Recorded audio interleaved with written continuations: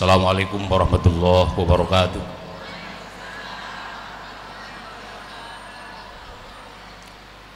Bismillahirrahmanirrahim. Walhamdulillah. Wassalatu wassalamu ala Rasulillah Sayyidina Muhammad ibn Abdillah wa ala alihi wa ashabihi wa man tabi'ahu huda. La haula wa la quwwata illa billah. Al-Fatihah ala niyatil qabul wa tamami kulli sulin wa ma'mul wa ala salahi sya'an zahiran wa batinan wa annallahal karim yabtahu alaina butuhal arifin wa yubaqihuna biddin wa yarzuquna kamalal ikhlas wal yaqin wa ala niyatin annallaha yaghfiru dhunubana wa dhunuba abaina wa masyayikhina wa man ahsana ilaina ila hadrati sayyidina rasul Muhammadin sallallahu alaihi wasallam wa ala alihi wa ashabihil kiram thumma ila ruhi muallifi hadal kitab muallimina. Al-Fatihah. A'udzu billahi minasyaitonir rajim. Bismillahirrahmanirrahim. Alhamdulillahi rabbil alamin arrahmanir rahim maliki yaumiddin. Iyyaka na'budu wa iyyaka nasta'in ihdinas siratal mustaqim siratal ladzina an'amta 'alaihim ghairil maghdubi 'alaihim waladdallin. Amin.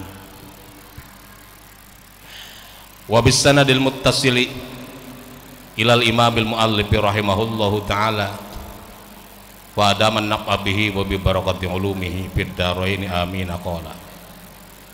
Ibu ke halaman itu, Bu, ke halaman 133 aja.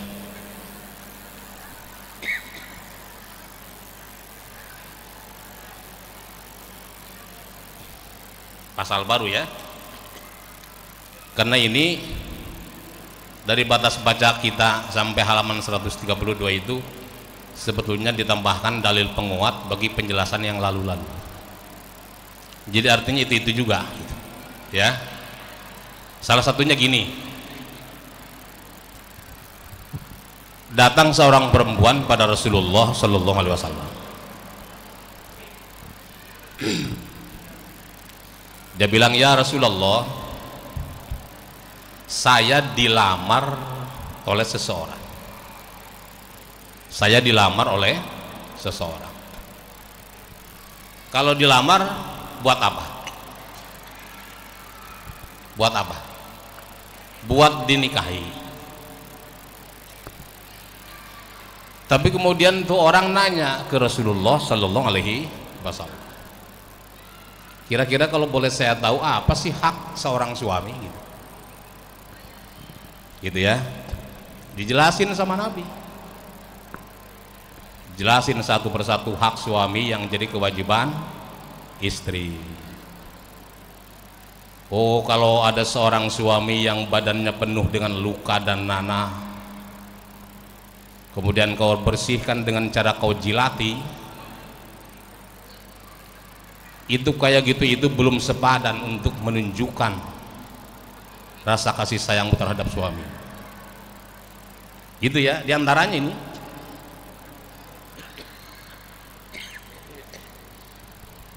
Diantaranya gitu.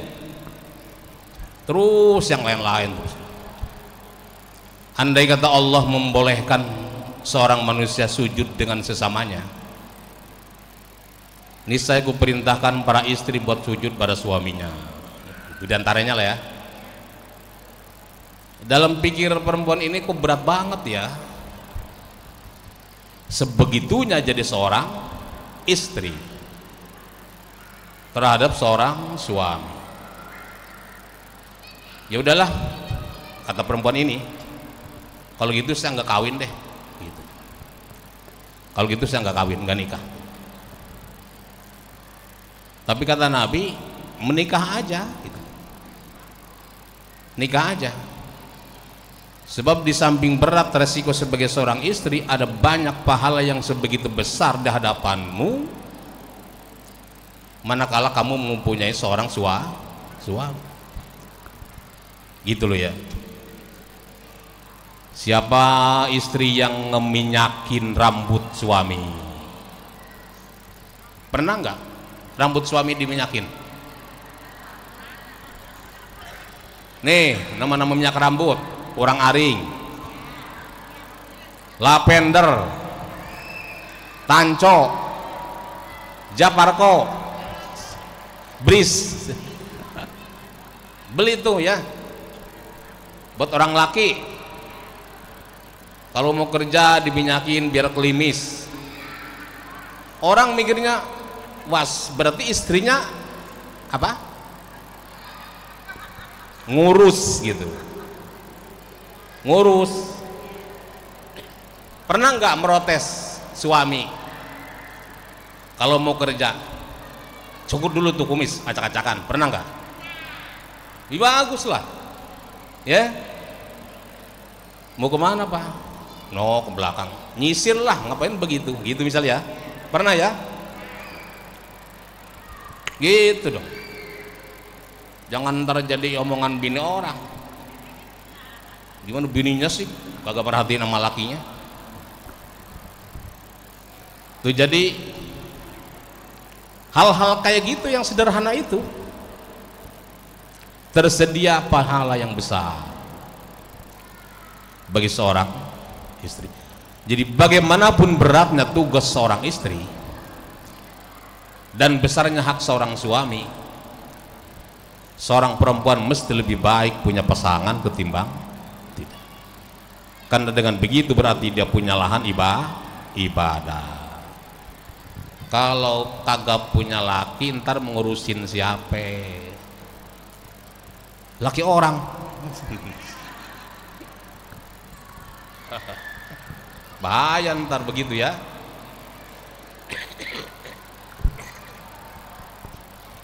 Nyucinya ibadah.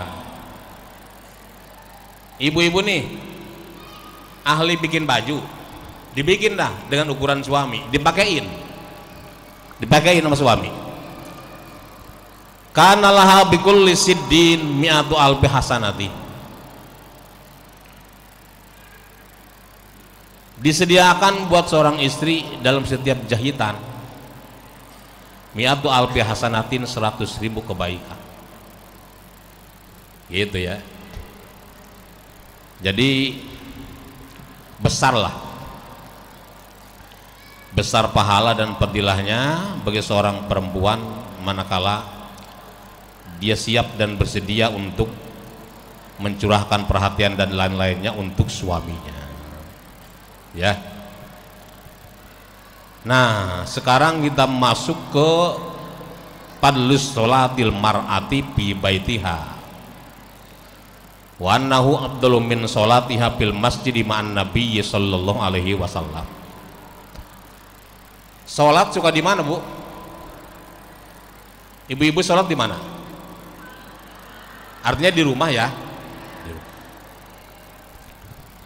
Seorang perempuan yang melakukan sholat di rumahnya, di rumah, artinya kalau di rumah berarti bukan di masjid, bukan di musola, di rumah nih. Afdalu min sholatiha fil masjidi ma'an nabi sallallahu alaihi wasallam, itu lebih utama daripada sholat di masjid dengan Nabi, bersama Nabi. Nabi imam, ibu makmum. Kan hebat gak imamnya Nabi ya? Tuh, sholat diimamin sama Nabi, gimana rasanya? Kan hebat, luar biasa. Tapi sungguh pun begitu, manakala ibu sholat di rumah mesti lebih utama ketimbang ikut gabung di masjid walaupun imamnya sekelas seorang Nabi. Gitu. Kenapa?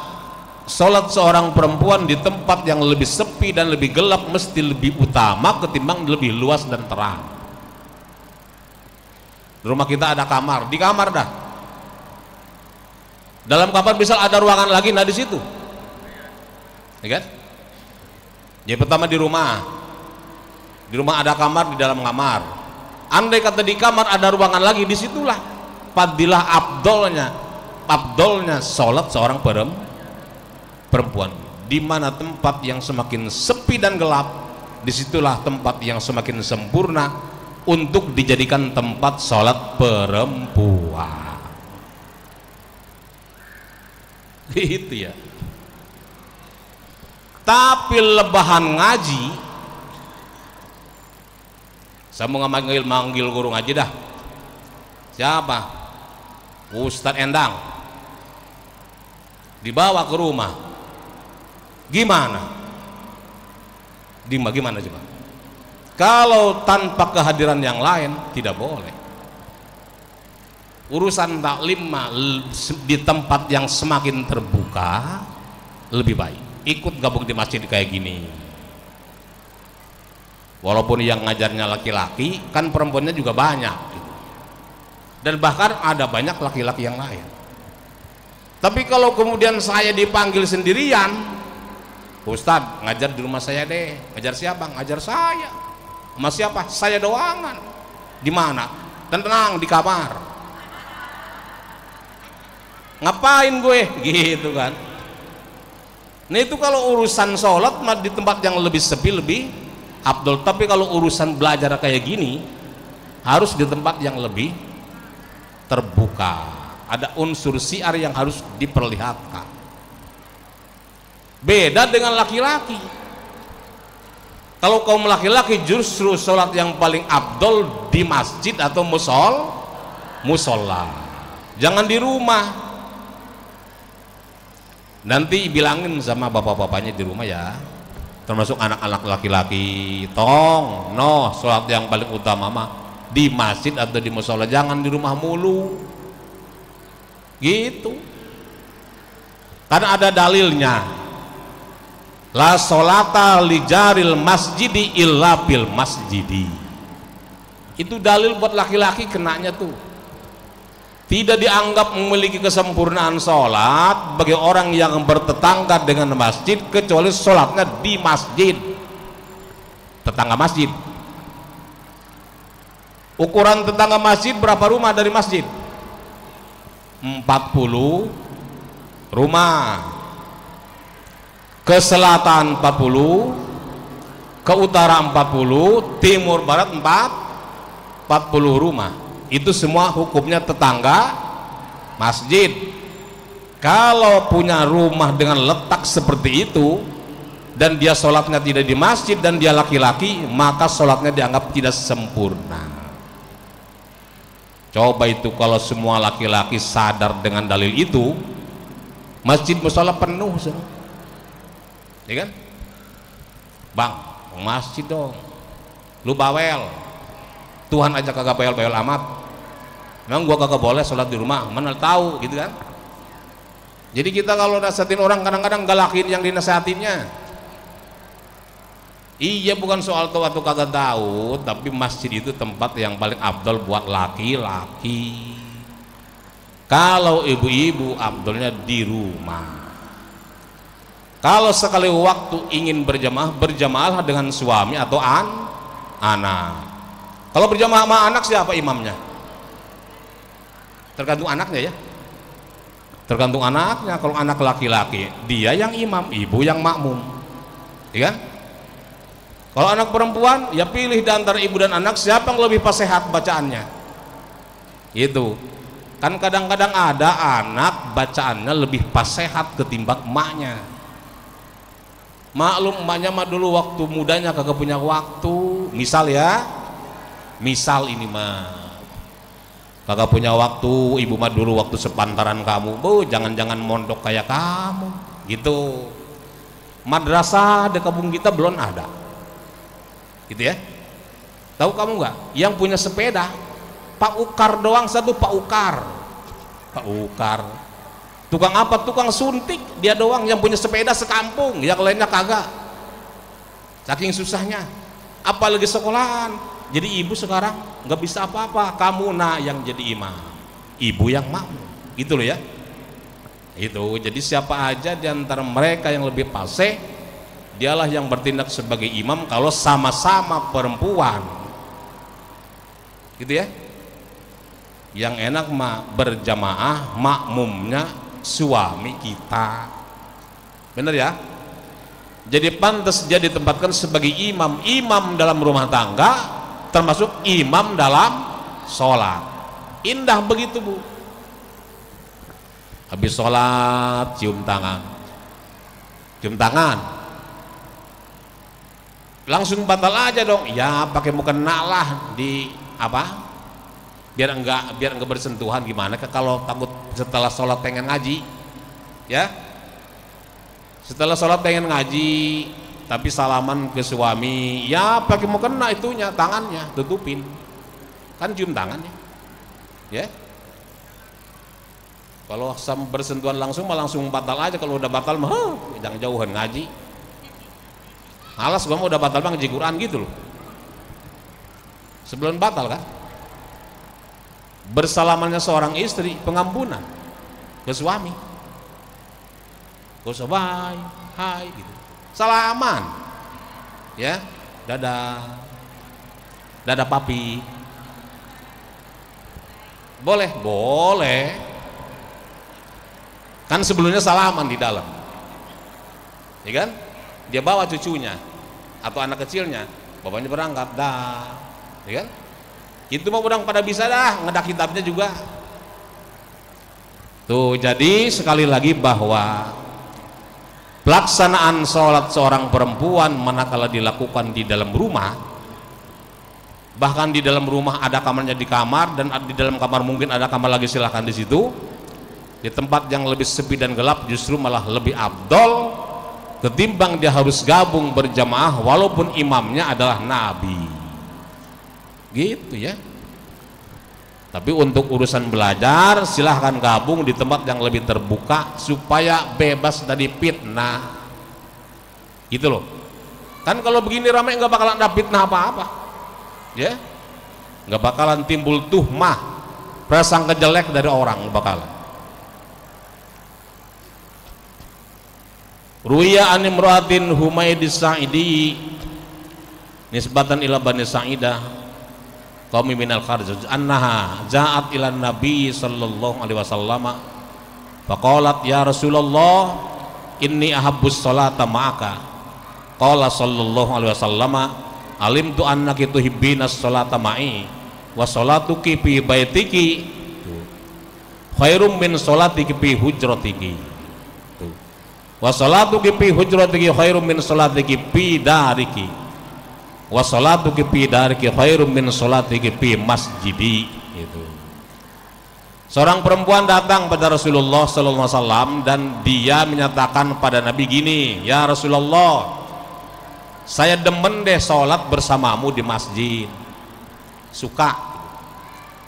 Kata Nabi, ya saya tahu bahwa kamu suka sholat di masjid bersama saya, tapi perlu dicatat bahwa sholatmu di rumahmu lebih baik daripada sholatmu di kamarmu, di tempat-tempat yang lain di dalam kamarmu itu, bahkan akhirnya bahkan lebih baik daripada di masjidku yang diimami olehku sendiri. Itu ya, ini di hadapan Nabi loh. Nabi bilang langsung pada perempuan itu bahwa pelaksanaan sholat seorang perempuan tidak perlu di masjid. Gitu. Sholat fardu ya. Sholat apa yang boleh? Sholat id. Sholat id silahkan. Bisya bi baitiha. Kalau perempuan mau gabung sholat id di masjid dengan catatan pakai bajunya baju sehari-hari, daster, soek. Hah? Daster soek. Iya dipikir begitu ya. Itu pikir nyebutin kayak gitu. Perempuan kalau pengen gabung sholat id jangan pakai baju baru. Bisyabi baitiha, menggunakan baju sehari-hari. Kenapa? Supaya tidak menimbulkan tuhmah. Saya mau udah nini, tapi kan ini juga ada yang nasir aki-aki. Ada pasangannya. Inilah patokannya. Mau sholat id ke, mau sholat taraweh ke, bahkan sholat fardu sekalipun, manakala ingin hadir di masjid bagi seorang perempuan sebetulnya boleh-boleh saja. Sebab gini, fikih juga mengatur barisan loh. Imam paling depan, persis di belakang imam siapa? Laki-laki dewasa. Di belakang laki-laki dewasa siapa? Anak kecil. Di belakang anak kecil siapa? Khunsa. Siapa khunsa? Banci. Nah terakhir dekat bedug, nah perempuan dekat bedug sana terakhir. Tapi yang namanya berjamaah, mau dekat bedug kek, mau dekat sendal kek, pahala padilahnya sama, 27 derajat. Nggak ada istilah kaitan dengan bahwa sholat berjamaah menjadi beda, kecuali untuk sesuatu yang disebutkan secara khusus, misal sop pertama, ya kan, di belah kanan imam, di belakang, persis belakang imam, di sebelah kanan, ya. Terus semakin dekat ke imam semakin fadilahnya besar. Tapi yang 27 itu tidak hilang buat siapapun walaupun paling jauh, ya. Jadi kalau 27 atau 25 itu fadilah yang diberikan secara merata. Adapun tambahan yang lain itu lain lagi, kehusuan beda, keilmuan beda, ya kan? Gitu. Jadi kalau laki-laki memang untuk memperoleh fadilah yang luar biasa hendaklah berjamaah persis di belakang imam sebelah kanan. Imam di sini, dia di mari nih, belah kanan. Karena dalam berjamaah rahmat Allah yang turun pertama kali ke imam, kemudian ke sebelah, ke barisan belakang imam, yang sebelah kanan imam terus sampai ke belakang. Makanya laki-laki kalau pengen dapat fadilah datangnya lebih awal. Usahakan selalu berada di sop pertama. Kata Nabi, kalau orang tahu fadilah sholat di sop pertama, dia berani bayarin orang, mas mundur mas, saya di situ, ini saya bayarin, gitu ya. Luar biasa untuk berjamaah. Ibu-ibu walaupun nggak pernah ketemu berjamaah nggak masalah, karena ketentuannya memang ada anjuran sholat di rumah. Boleh jadi walaupun sholatnya di rumah, perolehan fadilahnya sama dengan orang yang berjamaah di masjid dan musola. Buat ibu-ibu jangan takut, jangan khawatir. Ini sudah jadi aturan agama. Bahkan Nabi sendiri yang bilang langsung pada seorang perempuan, ya, yang datang kepadanya, bahwa denganku sekalipun andai kata ku imami sholat berjamaahmu, mesti lebih utama kau sholat di rumahmu, gitu ya. Nah, itu jadi kalau sholat di rumah, ibu-ibu juga pengen berjamaah, berjamaah dengan ahli rumah. Dalam 5 waktu itu apa yang sekiranya bisa diberjamaahkan dalam satu waktu? Salah satunya apa? Maghrib, silahkan, ya, maghrib silahkan. Atau saya mah bisa berjamaah dengan suami saya subuh doang, ya udah, itu aja subuh. Itu berjamaah subuh merupakan sholat berjamaah yang paling afdol. Subuh ya. Kedua habis subuh apa? Isya. Orang kalau sholat isya berjamaah fadilahnya sama dengan sholat sunnah setengah malam. Tapi kalau sholat subuh berjamaah fadilahnya sama dengan sholat sunnah semalam suntuk. Tuh, makanya itu orang laki, suami-suami ibu, suruh berjamaah isya dan subuh ke masjid. Itu nanti fadilahnya walaupun dia ngorok tidur, seakan akan sholat sunnah separuh malam atau semalam suntuk. Yang ketiga berjamaah sholat apa? Setelah subuh dan isya, dohor. Asar, jemaah asar. Yang keempat berjamaah zuhur, terakhir berjamaah sholat maghrib. Itu ternyata berjamaah sholat maghrib peringkatnya peringkat kelima dari seluruh sholat fardu yang ada. Mana paling rame, ya kan? Paling rame maghrib kan? Paling sepi apa? Subuh dan zuhur. Sholat rahasia Allah, bu. Coba itu maghrib, ada yang masih di jalanan, ada yang masih di tempat kerja, ada orang yang masih capek, giliran berjamaah banyak. Coba subuh, emang waktu subuh orang udah pada kemana? Ayo, belum pada kemana-mana kan? Dari lantaran tidur aja kan? Masjid relatif lebih sepi daripada berjamaah maghrib. Itu rahasia Allah Ta'ala. Keterpanggilan orang berjamaah subuh merupakan orang yang sudah jadi pilihan Allah Ta'ala. Makanya Bu, kalau pengen selamat seharian nih berjamaah subuh. Jadi orang kalau subuhnya berjamaah, Allah jamin keselamatan sehari itu. Dulu ada seorang penguasa namanya Hajjaj bin Yusuf As-Saqafi. Hajjaj bin Yusuf As-Saqafi, penguasa tapi sableng. Dia seorang faqih, ahli fikih. Kalau ada ulama yang berseberangan, dia panggil ke istana, dia interogasi, dia tanya-tanyain, kenapa berseberangan dengan saya? Tapi sebelumnya dia tanya, sampean tadi subuh berjamaah enggak? Kalau tuh ulama bilang berjamaah, enggak jadi disiksa. Kenapa? Dia ingat dengan hadis bahwa orang yang sholat subuhnya berjamaah akan selamat dari berbagai cobaan dan bencana. Dia takut juga dengan hadis itu, selamat tuh. Jadi kalau pengen selamat seharian nih, pastikan bahwa sholat subuh kita berjamaah ya. Yang kedua, di setiap habis sholat baca laqad ja'akum. Kalau laqad ja'akum ibu baca setelah maghrib, kagak mati sampai subuh. Nanti subuh baca lagi. Kalau dibaca setelah subuh, kagak bakal Allah matiin sampai maghrib. Laqad ja'akum ya, baca 3 kali. Ini wirid yang dapat dari tasalsul dari guru ke guru. Kan gampang laqad ja'akum ya, anta salam dan sebagainya. Laqad ja'akum sebelum masuk ke kulhu falaq binnas, ayat kursi dan lain-lain ya. Dan seperti yang saya sampaikan kemarin, kalau ayat kursi tambahin dengan amanar rasulu ya. Nah itu bekal buat ibu-ibu supaya dalam hatinya penuh dengan zikir, dan zikir itu bisa dijadikan sebagai bentengan diri kita ya. Sebab ada penjelasan awwalu ma yadkhulul jannah alhammaduna ilallah. Orang yang pertama kali bakal masuk surga adalah orang yang tukang memuji Allah melalui zikir. Ya, mudah-mudahan ya. Apal laqad ja'akum, apal ya? Apal ya laqad ja'akum. Nah, itu. Mudah-mudahan.